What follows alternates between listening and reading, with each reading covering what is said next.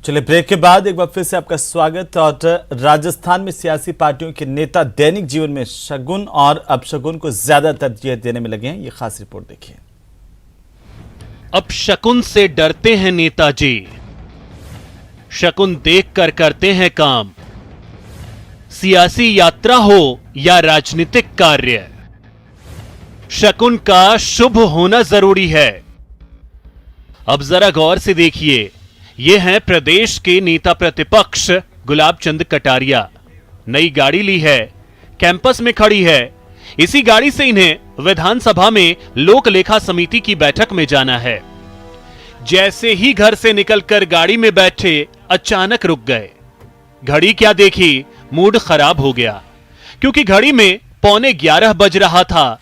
कटारिया झट से गाड़ी से उतर गए। उनका मानना है कि 11:15 का समय अपशकुन वाला होता है।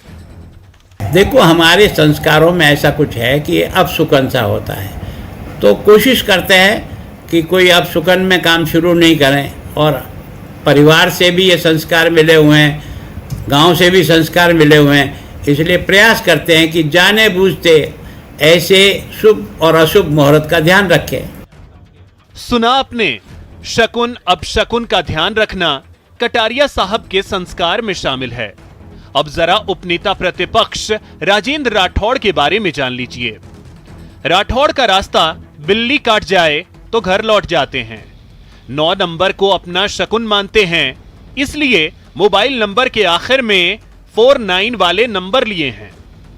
हर काम घड़ी की सुई और शुभ मुहूर्त के हिसाब से करते हैं। पूछने पर परंपरा और संस्कृति की दुहाई देते हैं। स्कूल जाने के लिए घर से निकल रहे हो, अचानक बिल्ली काट जाए, खेत के अंदर अगर खेत की बिजाई प्रारंभ करनी हो तो कोशिश करते हैं कि गोबर के अंदर हल जोतने वाले का पैर पड़े तो बड़ा शुभ होता है। कई प्रकार की बातें हैं, कई प्रकार की परंपराएं हैं, कई प्रकार की चीज़ें हैं जो हमारे सामाजिक परिवेश के कारण से हमारे जीवन से जुड़ जाती है। इनको नकारा नहीं जा सकता। और मैं स्वयं इस बात को स्वीकार करता हूं कि कुछ ऑर्थोडॉक्स कह दीजिए या कुछ परंपरावादी कह दीजिए, कुछ बातें हैं जो जहन से निकलती ही नहीं। नेताओं की तो छोड़िए, राजस्थान विधानसभा में अपशकुन वाली आत्मा के निवास की बात सामने आ चुकी है। असमय हुई विधायकों की मौत का हवाला देकर विधानसभा भवन की वास्तु पर सवाल खड़े किए जा चुके हैं। कई बार तंत्र मंत्र का सहारा लिया गया, धार्मिक अनुष्ठान भी कराए गए। तर्क ये दिया गया कि विधानसभा की बाउंड्री मोक्ष धाम से सटी हुई है। पिछली बार जब विधायकों की संख्या 200 नहीं हो पा रही थी और कुछ विधायकों की असामयिक मौत हो रही थी, तो विधानसभा की चौखट पर भूत प्रेत का साया मंडराने तक की बातें होने लगी थी। कई विधायकों ने इस दरमियान सुझाव दिया कि तंत्र मंत्र और साधना कराया जाना जरूरी है। हुआ भी यही, कुछ सयाने भोपे बुलाए गए और विधानसभा में टोने टोटके तक कराए गए। आज की तारीख में भी विधानसभा को लेकर फैले अंधविश्वास की बात पर पूर्व विधानसभा अध्यक्ष कैलाश मेघवाल भी मुहर लगाते हैं। सामान्य जन और हमारे विधानसभा के कर्मचारियों और अधिकारियों की जो इच्छा थी, उसके अनुरूप वहाँ जो कुछ भी उन्होंने टोटके किए, उनको मैंने रोका नहीं, मेरा समर्थन था। पिछले राज में ऐसा कोई किसी का वो नहीं था, पर फिर भी लोग कहते थे भाई यहाँ नेगेटिविटी है। कई बार ये भी कहते थे कि साहब कभी भी 200 विधायक पूरे नहीं रहे इसमें। और कुछ लोग ये भी कहते थे कि साहब रात को हमको डर लगता है। वो लगे हुए थे, कहाँ से लगे थे, उन परछाई दिखती है। बहुत सारे दरवाजे उसके अंदर लगे हुए थे, पर मेरे को भी ऐसा नहीं लगा।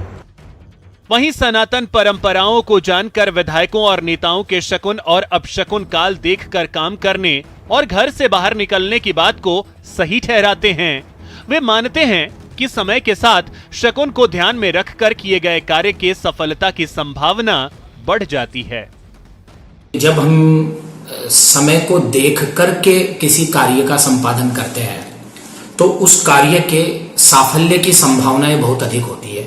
अतः प्रायः इन्हें हम लोग अति उत्साह में अंधविश्वास की संज्ञा दे देते हैं। यह वास्तव में भारतीय परंपरा के विपरीत है। और मैं पूर्व मुख्यमंत्री जी से लेकर के ऐसे कई मंत्रियों, विधायकों और सांसदों के सन्नद्ध हूँ बाल्यकाल से ही। जो लोग बहुत अधिक समय को महत्व देते हैं, वो इसलिए देते हैं कि हमारे यहाँ काल शास्त्र का निर्णायक अपने आप में एक शास्त्र है जिसे हमारे यहाँ ज्योतिष शास्त्र कहा जाता है। नेता अपने हर कार्य से पहले सही समय का इंतजार करते हैं, शकुन और अपशकुन का ध्यान रखते हैं।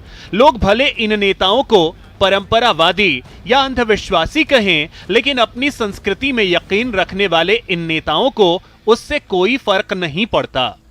बाबूलाल धायल, न्यूज़ 18 राजस्थान, जयपुर।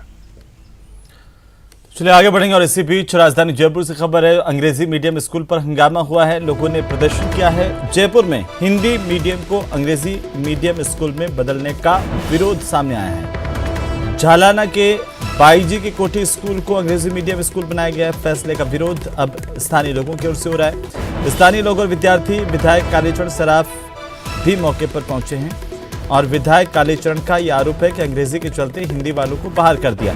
विधायक सराफ ने कहा कि अब यहाँ के बच्चे कहाँ पढ़ने जाएंगे, हिंदी मीडियम के विद्यार्थी, इसे नहीं सोचा गया और काफी संख्या में लोग इस स्कूल के सामने जमा होकर के नारेबाजी करते हुए देखे गए हैं। बड़ी जानकारी इस वक्त की, अंग्रेजी मीडियम स्कूल पर यह हंगामा बरपा है और यहाँ दरअसल इस हिंदी मीडियम स्कूल को अंग्रेजी मीडियम में कन्वर्ट किया गया था, जहां से अब जिन बच्चों का सिलेक्शन यहां पर किया गया लॉटरी के माध्यम से, जिनके नाम नहीं आए, उन हिंदी मीडियम बच्चों को इस स्कूल से टीसी दी जा रही है और इसी के चलते गतिरोध पैदा हो गया है। ज्यादा जानकारी के साथ राजधानी जयपुर से हमारे सहयोगी लवली वाधवा हमारे साथ जुड़ चुके हैं। लवली, क्या है आखिरकार ये पूरा मामला, अभी क्या अपडेट है आपके पास? देखिए, सरकार ने हर 3000 की आबादी पर जो हिंदी मीडियम स्कूल थे उन्हें अंग्रेजी मीडियम स्कूलों में तब्दील कर दिया है। तो अब इसको लेकर के हिंदी मीडियम के बच्चे कहाँ जाएं, इस बात का वो लेकर के विरोध जो है वो यहाँ पर हो रहा है। या तो इस स्कूल को 2 शिफ्ट में चलाया जाएगा, इसको लेकर के कोई भी स्पष्ट आदेश नहीं होने की वजह से जो करीब 1800 बच्चे, इनमें से 1500 बच्चों को सीधे तौर पर बाहर कर दिया कि केवल 300 बच्चों को अंग्रेजी मीडियम के योग्य माना गया है। तो ऐसे में जो 1500 बच्चे हैं, उनके अभिभावक हैं, उनके परिवार के लोग हैं, वो यहाँ पर विरोध प्रदर्शन जो है वो लगातार कर रहे हैं, स्कूल के बाहर धरना दे रहे हैं। जो स्थानीय विधायक हैं कालीचरण सराफ, भारतीय जनता पार्टी के पूर्व शिक्षा मंत्री, वो इनका समर्थन करने के लिए मौके पर पहुंचे हुए हैं, वो इनको समर्थन दे रहे हैं अपना। इन लोगों की डिमांड पर वो यहाँ पर पहुंचे थे और सरकार के खिलाफ अब आवाज बुलंद करने का काम ये तमाम लोग जो है वो यहाँ पर करते हुए आपको नजर आ रहे हैं। और दूसरी महत्वपूर्ण बात यह है कि कालीचरण सराफ ने साफ तौर पर कहा है कि अगर इसको हिंदी मीडियम या तो बदला जाए या वापस एज इट इज किया जाए, अन्यथा यहाँ पर 2 शिफ्ट चलाई जाए, सरकार इसका रास्ता निकाले, वरना ये धरना जो है वो अनिश्चित काल के लिए वो कालीचरण सराफ जो है स्कूल के बाहर झालाना की मुख्य सड़क पर जो है वो दे करके बैठे रहेंगे जब तक कि उनकी मांगे पूरी नहीं हो जाती। बड़ी बात यह कि तकनीकी पेच इस बात को लेकर के फंसा हुआ है कि 1500 बच्चों को लेकर के जो शिक्षा विभाग के शिक्षा संकुल में बैठने वाले अधिकारी हैं, उन्होंने कोई डिसीजन पहले क्यों नहीं किया। केवल एसी कमरों में बैठ करके इन लोगों ने इस तरह का डिसीजन कर लिया जिसको लेकर के जो स्थानीय लोग हैं, जो मध्यम वर्गीय परिवार है, वो विरोध कर रहे हैं। बिल्कुल लवली, चलिए बहुत शुक्रिया तमाम जानकारी के लिए। और अब बात टोंक के, जहां पर हिट एंड रन मामले के बाद अस्पताल में भारी हंगामा हुआ। दरअसल सोलंगपुरा रोड पर एक कार की टक्कर से महिला की मौत मौके पर ही हो गई। 2 बच्चों समेत 3 लोग इस सड़क हादसे में घायल हुए। महिला की मौत की जानकारी जैसे ही मिली, स्थानीय लोग मौके पर पहुंच गए, घटनास्थल पर इकट्ठा हुए और कार चालक को गिरफ्तार करने की मांग करने लगे। इस दौरान भीड़ ने पुलिस पर लाठीचार्ज के आरोप लगाए हैं। लोगों का यह आरोप है कि कांग्रेस का नेता सतवीर गुर्जर कार चला रहा था और पुलिस इस राजनीतिक दबाव में कार्रवाई नहीं कर रही है। देर रात तक अस्पताल में लोगों की भारी भीड़ जमा रही और इस दौरान पुलिस के खिलाफ भी लोगों में आक्रोश देखने को मिला। तस्वीरें आपकी टीवी स्क्रीन पर, जहां अस्पताल के बाहर लोगों ने भारी हंगामा किया है।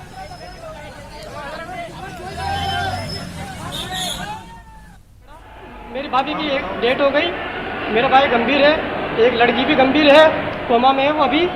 और उसके बाद पुलिस अब क्या कर पुलिस के पास गए ने, वहाँ की जनता, वहाँ की स्थानीय जनता पुलिस के पास गई तो वहाँ के लोग, आदमी, लेडीज, बच्चे, उस पर पुलिस लाठीचार्ज और सब कुछ करा।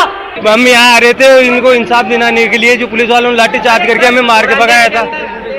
इतनी संख्या में ये लोग गवाही दे रहे हैं कि गाड़ी सतवीर की थी, वो खुद गाड़ी के अंदर था, लेकिन ये लोग सुन नहीं रहे। ये सब गवाहियां दे रहे हैं, इतनी संख्या में आदमी है, इतनी संख्या में आदमी, लेकिन इनकी कोई नहीं सुन रहा है ये लोग।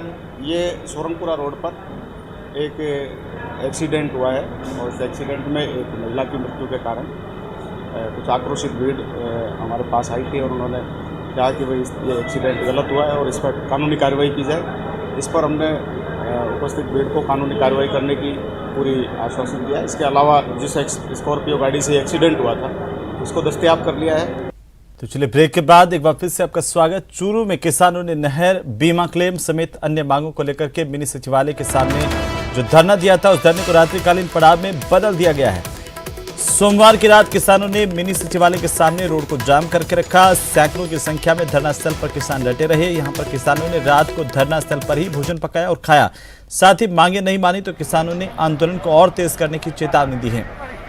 लगातार किसान मिनी सचिवालय के सामने डेरा जमाए हुए हैं और अपनी मांगों को लेकर प्रदर्शन कर रहे हैं।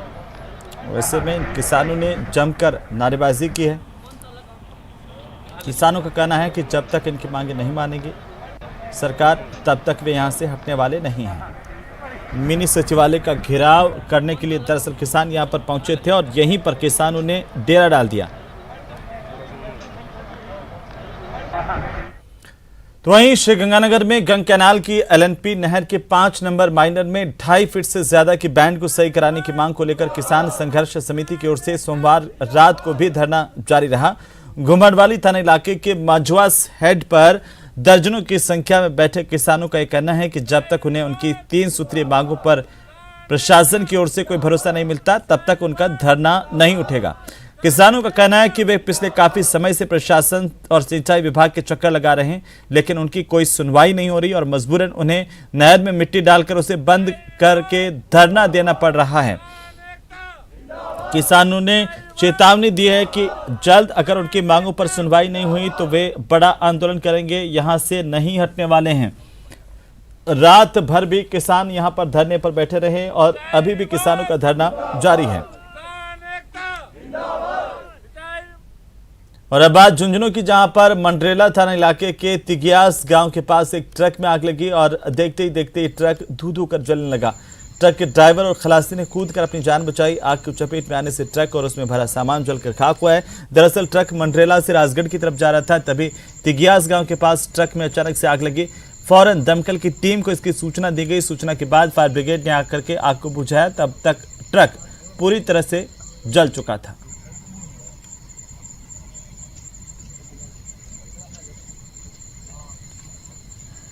और इसी बीच बड़ी खबर अजमेर से इस वक्त की बड़ी खबर मिल रही है, जहां पर बरसाती पानी के गड्ढे में डूबने से 2 मासूमों की मौत का मामला। और कल देर शाम से अब तक ग्रामीण मुआवजे की मांग पर अड़े हुए हैं। करीब 17 घंटों से ग्रामीण यहां पर शव लेकर के बैठे हुए हैं। बकरी चराने गए थे 2 सगे भाई। जानकारी के अनुसार राहुल और धोनी रावत की यहां पर डूबने से मौत हुई थी। मौके पर पुलिस जाब्ता तैनात किया गया। बुबानी गांव के जेएमडी ईंट भट्टे के पास बने गड्ढे में ये दोनों भाई डूब गए थे और मासूमों के डूबने की जानकारी जैसे मिली ग्रामीण मौके पर पहुंच गए। देर रात से पुलिस के आला अधिकारी भी ग्रामीणों से समझाइश कर रहे हैं। बहरहाल ग्रामीणों का प्रदर्शन इसे लेकर जारी है। पुष्कर विधायक सुरेश रावत समेत स्थानीय जनप्रतिनिधि भी मौके पर मौजूद है। धरने पर बैठे हुए ग्रामीणों ने कहा कि मांगे पूरी नहीं होगी तब तक शव नहीं उठाएंगे।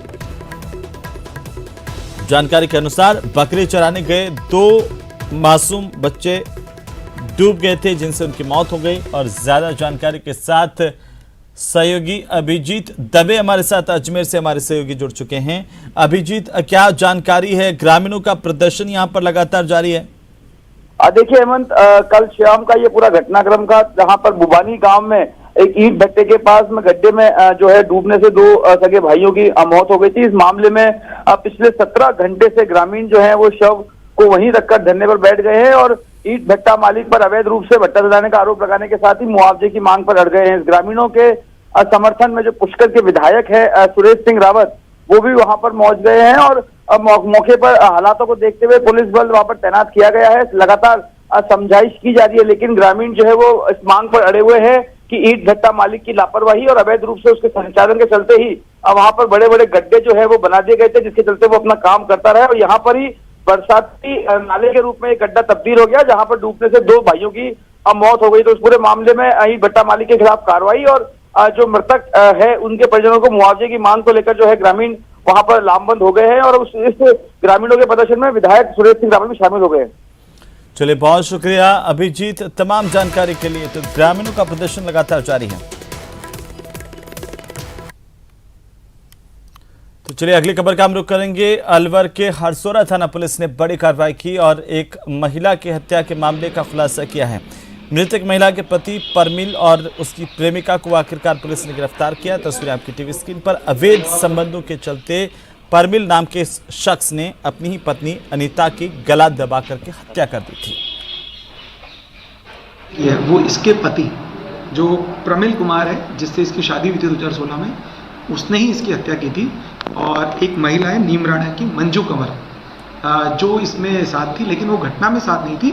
और उसका संपूर्ण इस पूरे घटनाक्रम में इसको पूरी घटना की जानकारी थी, प्लानिंग में इसका पूरा सहयोग था और हर पहलू से परिचित थी। बेसिकली एक दूसरे से इनके अवैध संबंधों के कारण उसमें जो ये अनीता यादव थी, ये रोड़ा बन रही थी। तो इनका ऐसा प्लान था कि अनीता को रास्ते से हटाकर हम अपना जो भावी जीवन है वो अच्छे से बिताएंगे। और इनको आज 11 जुलाई को अरेस्ट कर लिया गया है। तो चलिए फिलहाल इस बुलेटिन में इतना ही। आप देखते रहिए न्यूज़ 18 राजस्थान।